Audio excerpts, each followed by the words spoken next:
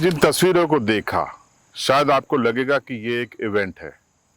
जी हाँ, ये इवेंट है, लेकिन इसके पीछे एक बहुत बड़ी सोच है और इस वीडियो में मैं आपको वही बताऊंगा। आज के दौर में जब बुजुर्ग अकेलेपन के शिकार हैं, उपेक्षा का शिकार हैं, ऐसे दौर में एक पोता सामने आता है, अपने दादा का 75वां भव्य जन्मोत्सव मनाता है। उसके लिए ये एक भावना थी, लेकिन समाज के लिए एक संदेश। देखिए रिपोर्ट।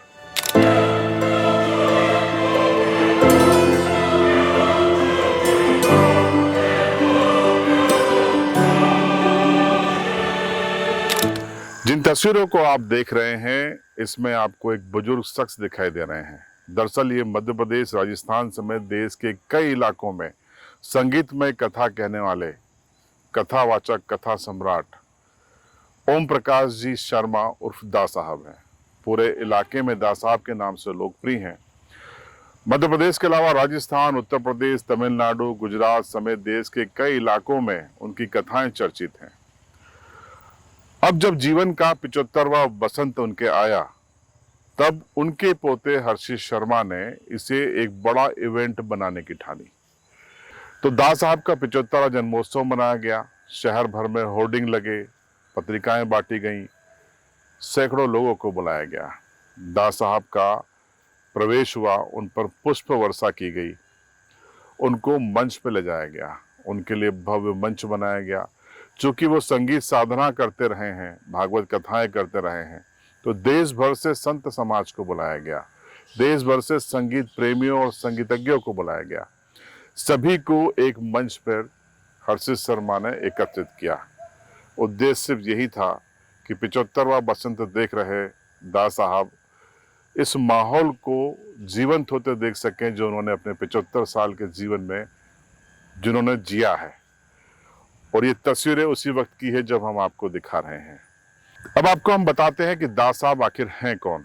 दरअसल दा साहब रतलाम जिले के पंचेड़ में जन्मे कथावाचक हैं, जिन्होंने अपने जीवन में कई उतार चढ़ाव देखे, अपने 2 युवा बेटों को खोया, लेकिन संगीत और कथा कहना नहीं छोड़ा। धर्म और भक्ति के मार्ग पर वो चलते रहे और जीवन के 75वें बसंत पर जब वो पहुंचे, तो उनका एक भव्य जन्मोत्सव मनाया गया अलीराजपुर के जोबट में श्रीवास्तव रिजॉर्ट में। अब आप सोचेंगे कि जन्मोत्सव में आखिर क्या कहानी है।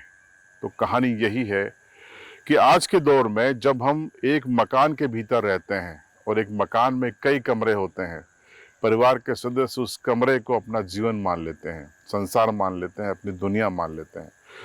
एक कमरे से दूसरे कमरे में अपने भाई बहन के लिए लोग फोन करते हैं। माँ बेटे को फोन करने लगी है, पत्नी पति को फोन करने लगी है, यानी वर्चुअल दुनिया में लोग जी रहे हैं।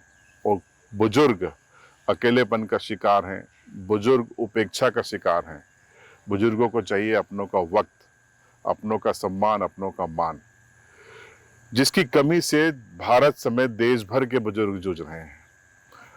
ये जो इवेंट हुआ है, जिसे मैं फिर से इवेंट कह रहा हूं, ये एक पोते का अपने दादा के प्रति समर्पण है।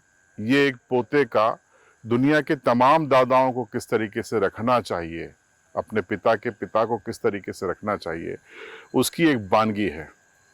लगभग 2 महीने की तैयारी की गई, भाग दौड़ हुई, पत्रिकाएं छपवाई गई, तमाम बहुत सारे इवेंट के कई हिस्से थे, उसकी तैयारियां की गई, भव्य आयोजन किया गया। तस्वीरें आप देखिए, लोगों ने यहाँ पर भोजन भी किया, संगीत का भी आनंद लिया, दा साहब का स्वागत भी किया। क्यों आखिर ये सब किया, सुनिए पोते हर्षित से। दादाजी का 75वां जन्मोत्सव मालूम पड़ा कि 7 अगस्त 2025 को दादाजी 75वां वर्ष में प्रवेश कर रहे हैं, तो क्यों ना दादाजी का जन्मदिन धूमधाम से मनाया जाए।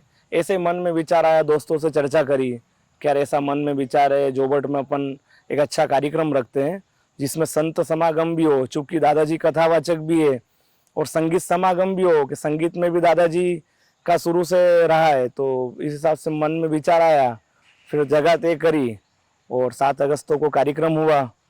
और करना भी चाहिए, फर्ज भी अपना, क्योंकि दादाजी है और उनकी जीवन में इतनी तपस्या रही है। 75 वर्ष की जो यात्रा है, उनकी पुरानी जो कहानी किस्से हम सुनते हैं, काफ़ी उन्होंने तपस्या की है, काफ़ी कथाएं की है। तो उनका जन्मदिन अगर हम नहीं मनाएंगे तो कौन मनाएगा, हमारा फर्ज बनता है।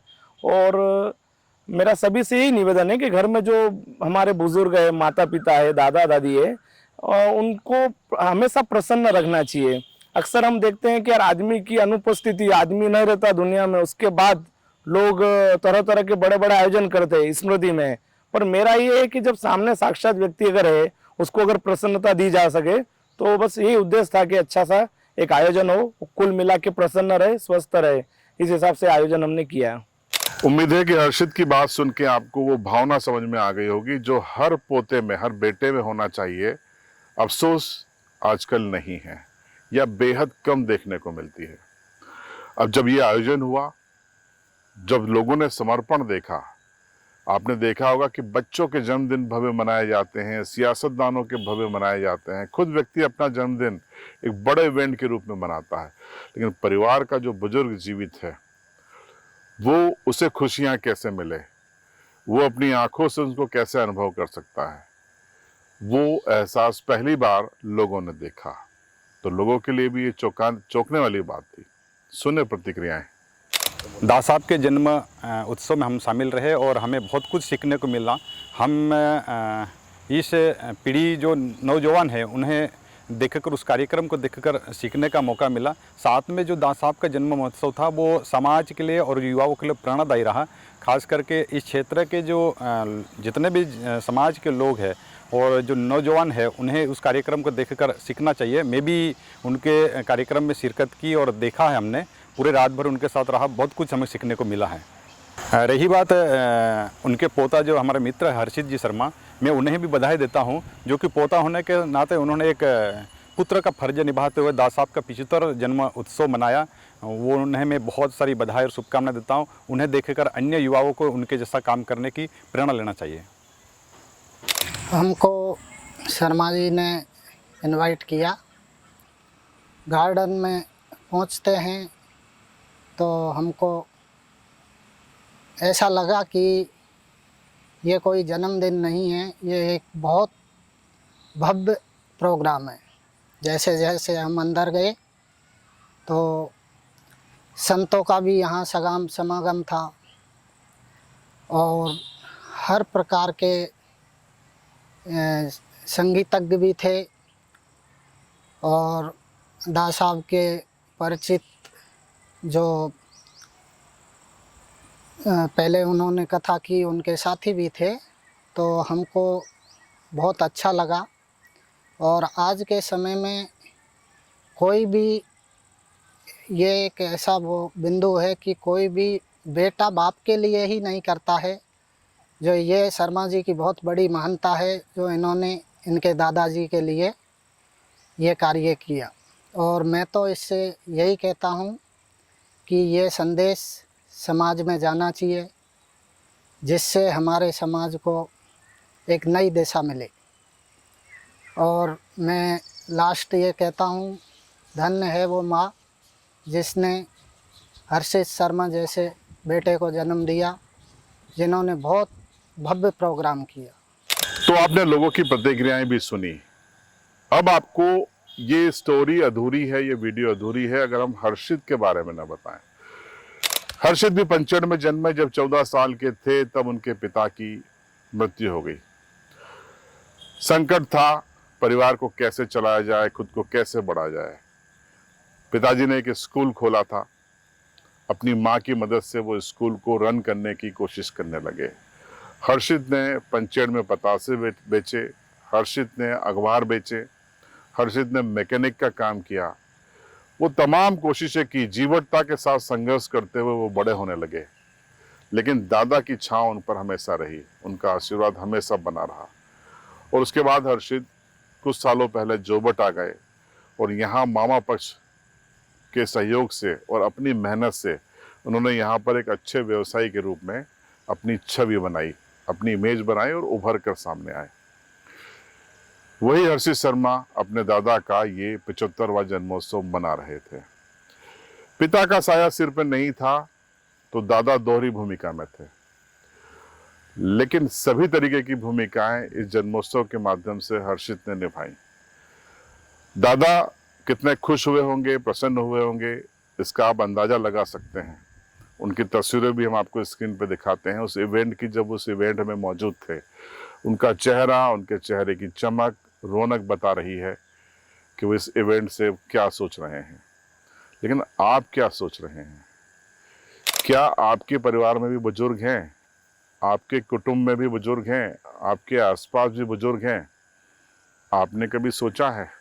शायद ज़्यादातर यही सोचते हैं कि मौत का इंतज़ार किया जाए, उनकी 12वीं 13वीं धूमधाम से करेंगे, रिश्तेदारों को बुलाएंगे, आसपास के तमाम लोगों को बुलाएंगे, एक बड़ा सा फंक्शन करेंगे, इवेंट करेंगे।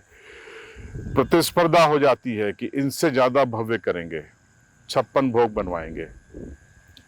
लेकिन क्या उसके लिए आपके दादा या बुजुर्ग जीवित होंगे? नहीं होंगे। उनकी तस्वीर एक रखी जाएगी। सोचिए, आप जरा सोच के देखिए, इस इवेंट को अपनी सोच के साथ जोड़ के देखिए, तब शायद समाज में बदलाव आ सकता है। वीडियो कैसी लगी कमेंट्स में बताइए, और इस वीडियो को अगर आप सहमत हो मेरी बातों से तो शेयर जरूर कीजिएगा। देखते रहिए CB लाइव।